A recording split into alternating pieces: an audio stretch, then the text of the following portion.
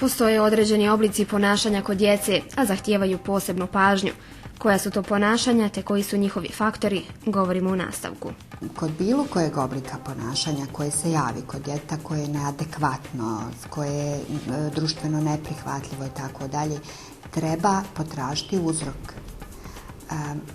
Uzrok ne mora biti dubok, ne mora imati nekakav korijen, daleko, ili ne mora biti uvijek, trauma, porodica i tako dalje. To može biti možda neka netrpeljivost između dvoje djece pa da se posvađaju, pa da ovo dijete jedno iskaže agresivnost. U tom smislu, uzrok nam može biti i bliži. Kada ispitamo uzrok, onda možemo djelovati. Danas zaista postoji puno nasilja i puno agresivne djece. Djelovati možemo opet zavisnosti gdje je uzrok. Ako je uzrok u djetetu, opet tu zavisi od uzrasta djeteta, od zrelosti djeteta, o njegovoj slici o sebi, sposobnostima, mogućnostima, željama, potrebama i tako dalje. Uglavnom od stepena razvoja ličnosti djeteta.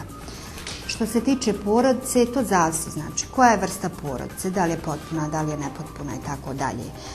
Zrelosti članova porodice, zatim mentalnog i psihičkog kapaciteta porodice, zatim strukture porodice, autoriteta roditelja. To su sve faktori koji su nam značajni u pomoći da bi se otklonilo određeno ponašanje, odnosno pomoći djeteta. U školi je potrebno razgovarati sa učiteljima, sa nastavnicima, sa stručnjacima, zatim ponašanje koje djeca često pribjegavaju da bi napravili nešto ili da bi skrenuli pažnju ili već ne znam šta da bi je neuspjeh u školi i bježanje sa nastave.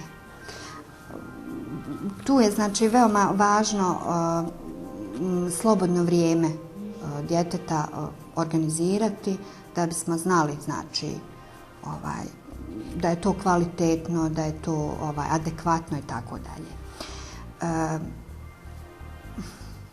Također, kako ćemo pomoći djetetu zavisi od vršnjaka. Uzroke možemo tražiti i pomoć možemo tražiti preko vršnjaka. Opet to zavisi, i od uzrasta tih vršnjaka, od intenziteta potpore, odnosno podrške vršnjaka tom djetetu, od odnosa, među vršnjacima i tako dalje, i imamo na kraju u okruženju. To vam je rodbina, familija, komšiluk, lokalna zajednica i tako dalje. Na kraju mogu reći da opet, ako se ne mogu naći, načini pomoći, uvijek je potrebno potražiti pomoć stručnih ljudi koji bi vam mogli sugerisati možda neke stvari.